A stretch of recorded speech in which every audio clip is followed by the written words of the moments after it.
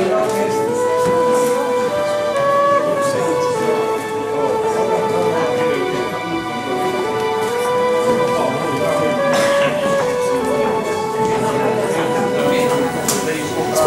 cenjeni gostje, spoštovana magistra podžupanja Mojca Špec-Potočar in podžupan magister Franci Bačar, dragi ljubitelji knjige, prav lepo pozdravljeni v knjižnici Mirana Jarca Novo mesto.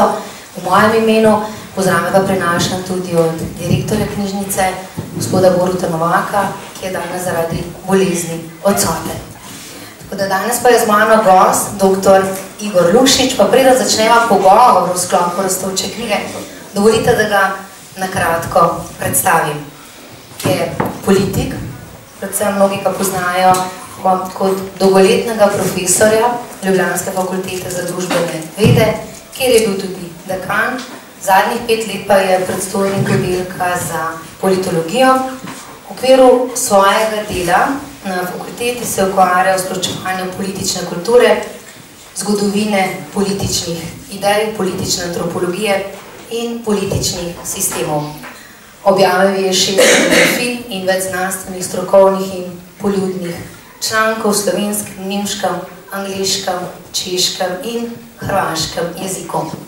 Bil je tudi minister v vladi predsednika Boruta Pahorja, vodil je Ministrstvo za šolstvo in šport, nato pa je prevzel še Ministrstvo za visoko šolstvo, znanost in tehnologijo.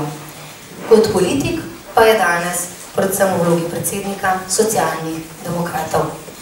Dober večer, tudi v mojem imenu.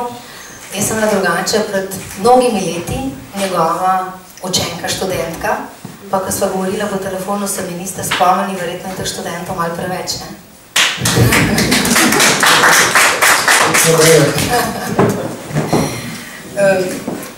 Vi ste kot politik, v bistvu lahko rečeva s politiko prepleteni že več ali manj vse vaše aktivno življenje. Kaj vam pomeni?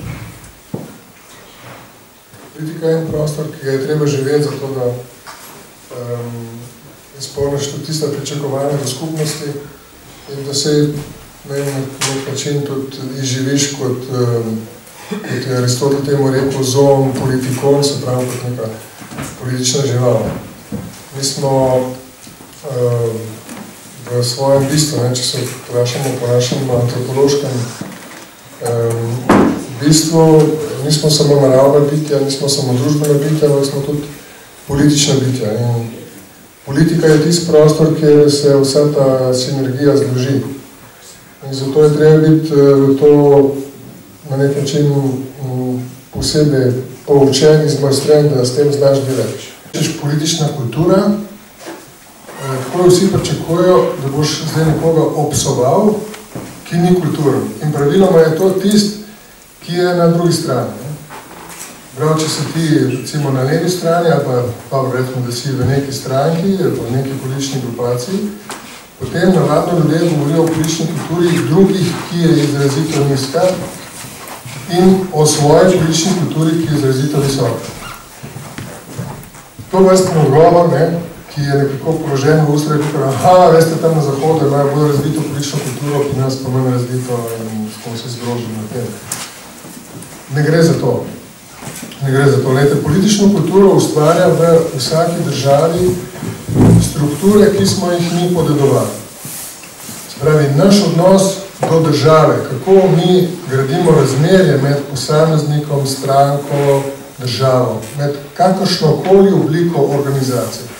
Kako mi sploh iz tega posameznega, iz individualnega, to, kar smo vsak posebej, pridemo do države kot tega, kar nas najbolj povezuje in nam omogoča prostor, v katerem lahko vsak od nas živi svobodo po lastni meri. Ampak vi ste bili tudi sami minister in v bistvu bi lahko še postali, pa ste se drugače odločili. Zakaj? Ni bila verjetno plača kriva, ne? Tudi plača. Tudi plača? Ni plača, ni glavna stvar. Tisti, ki grejo za ministra in za predsednike vlad, tisti gotovo se ne odločajo zaradi tega, ker bi bila plača tako nikavna. Ampak to je nekako zgodba, ki se plete. Tudi prvič, ko sem šel v vlado, nisem šel zaradi tega, ker bi si to blazno želel, ker me to zanimalo, ali tako.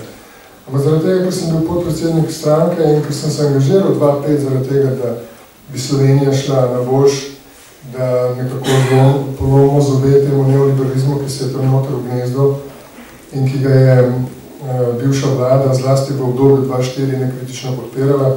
Jaz ne vem, mnogi se verjetno še spomnite. Leta 2004 se je Janša uprl na tako imenovane mlado ekonomiste, ki jih je vodil gospod Mrkajič, in pa so bili zraven še Jože Pedamen, pa Masten, pa vrsta drugih, Polanc, neki mladi ljudje, ki so videli svojo priložnost za afirmacijo, predvsem, da so kritizirali staro gardo. Stara garda je pa nastala ob tem, ko so jo oni kritizirali. Mencingerja in potem vse etablirane ekonomiste od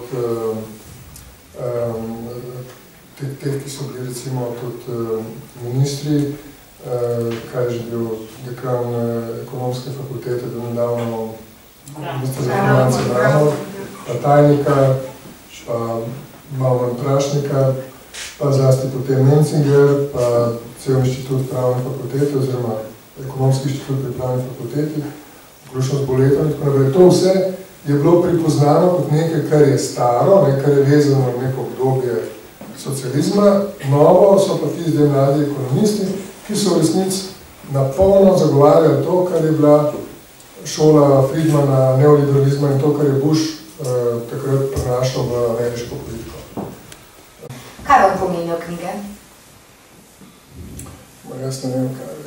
Tle so eni vidim, tam je Mojca, pa eni, ki so zaljubljeni v knjige. Jaz sem tako začel v polnem dobrem delu. Jaz sem bil v drugem razredu, oziroma v prvem razredu sem bil zelo slab bralec v osnovni šoli. Tako zelo slab bralec, da ko sem prišel kot minister na osnovno šolo, ker je prišla kot moja učiteljica iz osnovne šole, in pol po prireditvi delim k njej in reče, viš kaj, Igor, sem se toliko bala, a boš znal prebrati, a ne boš? Kako ste šli skozi? Kompliment sem prišel skozi. V drugem razredu osnovne šole sem pa jaz prebral največ knjig na šoli. Takrat so v šoli v knjižnici 4, kot knjig je vzel to, in jaz sem jih največ prebral. Res, da so bile to Tanke knjige? A ste bili pri Heleni, ko smo kvadratke barvali, ker je to osnovna šola Dolenjska Toplica, ne?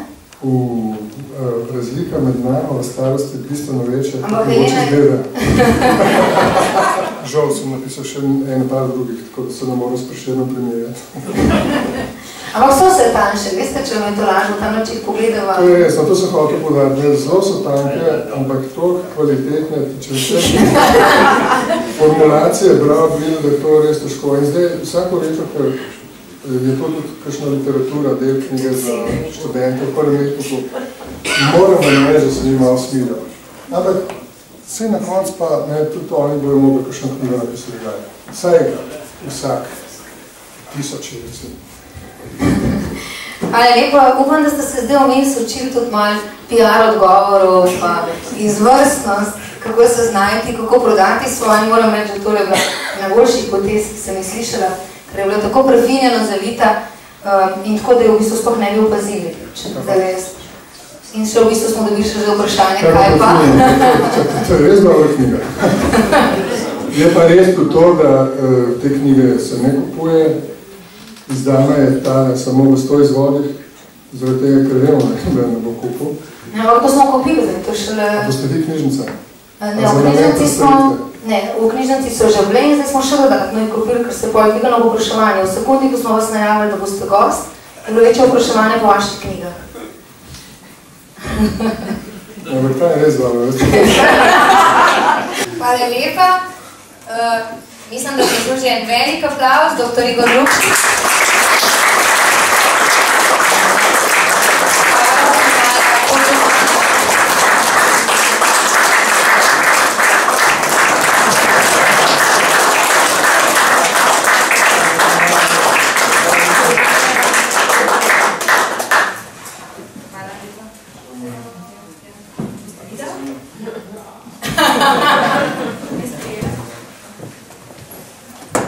Hvala lepa. Hvala lepa. ker ste poskrbeli, ker izvolite se še vse. Hvala lepa, ker ste poskrbeli, da smo se lahko tudi nasmejali, da smo uživali v vaši družbi.